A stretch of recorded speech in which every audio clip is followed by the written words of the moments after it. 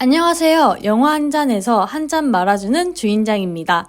오늘 말아볼 영화는 제73회 베를린 국제영화제 포럼 부분에 공식 초청된 영화 유현진 감독의 장편 데뷔작 우리와 상관없이입니다. 스포알람입니다. 이 뒤에는 영화 우리와 상관없이의 스포일러가 들어있습니다. 아직 영화를 관람하시지 않거나 영화를 관람하고 보고 싶은 분들은 여기서 멈추고 영화를 관람한 뒤 영상을 시청해 주시길 바랍니다. 제가 독립영화를 많이 보는 편인데 그런 영화를 볼 때는 일부러 그와 관련된 내용을 찾아보지 않고 가요. 그래서 그런지 굉장히 난해하게 다가왔습니다. 마치 라쇼몬과 모롤랜드 드라이브 그리고 지구 최후의 밤이 섞여 있는 느낌이었습니다. 저는 운이 좋게도 영화가 끝난 후 유형준 감독, 화령 역의 조현진 배우님, 이영 역의 조소연 배우님과 이다혜 시인님이 진행하는 GV에 참석할 수 있었습니다. GV에서 감독님과 배우님들의 담론을 들으면서 세상 난해하게 느껴졌던 이 영화가 한번 탈피를 하면서 흥미롭게 다가왔습니다. 처음에는 다소 난해할 수 있으나 자꾸 생각나고 그러면서 물들어가는 영화 우리와 상관없이 한 잔 말아보겠습니다. 이 영화는 1부와 2부로 나눠져 있습니다. 1부는 긴 침묵으로 시작하고 여러 장소를 보여주다가 전화를 받는 여성이 튤립을 들고 등장하며 처음으로 대사가 나옵니다. 대사의 내용으로 보아 병문안을 가는 것 같고 감독이라는 사람에게 화가 난 상태입니다. 영화 속에서 영화를 찍은 여배우 화령은 영화가 끝난 뒤 뇌졸중으로 쓰러졌습니다. 혼자 살았기 때문에 골든타임인 3시간을 놓칠 수 있는 위험한 상태였지만 총소부 아주머니에 의해 2시간 15분 만에 발견되어 생명을 구했습니다. 하지만 한 가지 문제가 생겼습니다. 바로 그녀의 기억이 온전치 않은 것입니다. 특히 자신이 찍은 영화의 내용을 기억하지 못했습니다. 그래서 병문안 오는 PD, 후배 배우 이영, 감독 그리고 남자 주연 배우와 남자 후배 배우 정선에게 영화의 내용을 물어보며 대화를 하는 것이 1부의 간략한 스토리입니다. 1부를 보고 나면 도대체 이게 뭐야? 라는 생각이 들죠. 이는 감독이 의도적으로 모든 것을 조각냈기 때문이라는 생각이 듭니다. PD와의 대화에서 튤립에 관한 내용을 말할 때 영화의 내용을 물어보는 과정에서 미묘하게 틀리는 지점이 있어서 화령이 뇌졸중으로 인해 기억력이 흔들리고 있지는 않은지 의심하게 됩니다. 그 후 병문안으로 온 후배 이영은 편지를 들고 오는데 감동적인 이야기와 격려하는 말들이 적혀져 있었지만 후에 남자 후배가 본 편지의 뉘앙스는 달라져 있었습니다.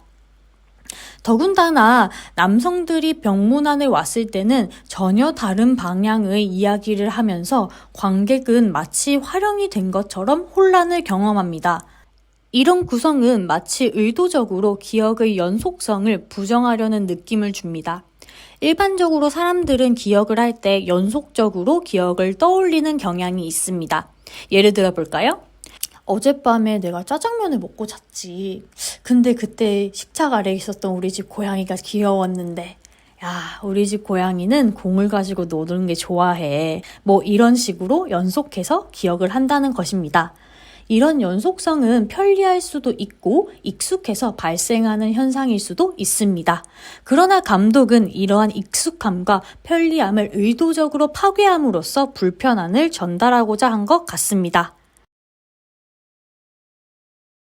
2부는 1부의 영화 내용을 따라가는 것으로 시작합니다. 대략적으로 영화의 내용은 은퇴한 여배우 역을 맡은 화령이 인생의 권태를 느끼고 자살을 결심한 후 가출합니다. 이를 딸과 딸의 애인 그리고 은퇴한 여배우의 애인이 막아서려는 게 첫 번째 스토리입니다. 두 번째의 대략적인 영화 내용은 은퇴한 여배우 역을 맡은 화령의 전남편이 인생의 권태를 느껴 자살을 결심하고 이를 화령의 아들과 그의 애인인 이영이 막으려는 내용입니다. 이 두 가지 이야기가 하나로 전개되는 것이 아닌 자연스럽게 섞여 있는 것도 이 영화의 묘미입니다. 그 묘미를 눈치채는 부분은 다음과 같아요. 2부 처음에 화령이 대사를 외우고 있는 장면에서 이영이 나타나지만 그녀가 딸의 역할로 나오면서 이 부분부터는 영화의 내용이구나 라고 알 수 있습니다. 그러나 딸의 남자친구로 나오는 정선이 화령의 아들로 나오는 순간 혼란을 야기합니다. 이 시점부터 마치 화령의 뒤죽박죽 섞인 기억처럼 영화의 흐름이 꼬여 나옵니다. 이는 1부에서의 조각조각을 다시 이어붙이려는 감독의 의도를 보여줍니다. 1부는 분해의 과정을 보여주며 자연스럽게 이어지지 않고 의도적인 침묵과 카메라 무빙을 통해 불편함을 야기합니다. 이 과정에서 관객들은 여러 가지 생각을 하게 됩니다. 예를 들어 볼까요? 이 부분은 화령의 상상일까?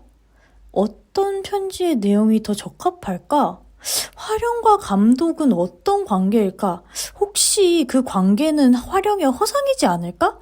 등의 생각이 나뭇가지가 하늘을 향해 쭉쭉 뻗어나가는 듯하게 발생합니다. 이러한 나뭇가지의 수치기를 하는 것이 2부의 역할이라고 생각합니다. 2부는 이러한 나뭇가지들로 이야기를 만드는 부분입니다. 초반의 내용에서 나온 화령과 딸의 관계, 딸과 딸의 애인의 연애 초반 모습, 화령의 애인과 그의 관계 등을 재료로 첫 번째 통나무집을 만들 수 있고, 화령과 아들의 관계, 아들과 아들의 애인이 헤어진 뒤 끊을 수 없는 연인의 관계, 전 남편과의 위태로운 모습을 재료로 다른 통나무집을 만들 수 있습니다. 이는 모두 같은 나무에서 나온 나뭇가지들이지만 서로 섞여 있고 뒤죽박죽하게 보일지라도 잘 정리해서 스토리를 만들어내는 과정입니다. 즉, 2부는 1부에서 분해된 다양한 요소들을 통합하여서 하나의 의미 있는 이야기로 완성해내는 과정을 말합니다. 이 영화의 마지막 장면은 화령의 얼굴을 극단적으로 클로즈업하면서 끝냅니다. 이때 화령은 그림자진 검은 곳을 보고 있습니다. 또 앞서서 화령은 감독과 공원에서 만나면서 검은 공간에는 다른 세상이 존재하는 것 같다 라고 말했습니다. 이를 봤을 때 저는 화령이 보고 있는 검은 공간의 다른 세상이 관객성이지 않을까 라고 생각했습니다. 영화를 볼 때 어두운 곳에서 밝은 영화 화면을 바라볼 수밖에 없습니다. 밝은 곳에 있는 화령이 어두운 곳에서 영화를 보고 있는 관객을 본 것 같습니다. 이 영화는 흑백 영화입니다. 이는 현대에 사는 사람들에게는 꽤나 낯선 경험입니다. 하지만 흑백이어서 나타낼 수 있는 것은 과한 정보의 수용을 단절시킬 수 있다는 점입니다. 흑백이기에 주변의 환경보다 인물의 표정, 대사에 더 집중할 수 있고 이런 단절은 영화의 핵심으로 이끕니다. 영화는 연속적입니다. 영화 자체가 처음에는 움직이는 그림이었으니 말 다했죠. 그림이 움직일 수 있는 가장 간단한 방법은 조금씩 다른 그림을 그려서 연속적으로 넘기는 것일 겁니다. 따라서 영화는 앞뒤 맥락이 중요하고 흔히 말하는 떡밥을 회수하는 과정이 중요하다고 많은 사람들이 생각합니다. 하지만 그런 것이 보편화된 것이 영화라고 볼 수 있을까요? 여러 가지 많은 정보 속에서 이것저것을 찾고 자기만의 생각을 해서 스토리를 예상하는 것, 그리고 그걸 맞췄을 때의 카타르시스는 아주 좋은 경험입니다. 하지만 그렇게 된다면 영화는 스토리를 전달하는 매개에 지나지 않는다는 생각이 듭니다. 영화가 영화하고 싶은 채로 흘러가게 둔다면 어떻게 될까요? 아마도 우리와 상관없이 같은 영화가 나올 것 같습니다.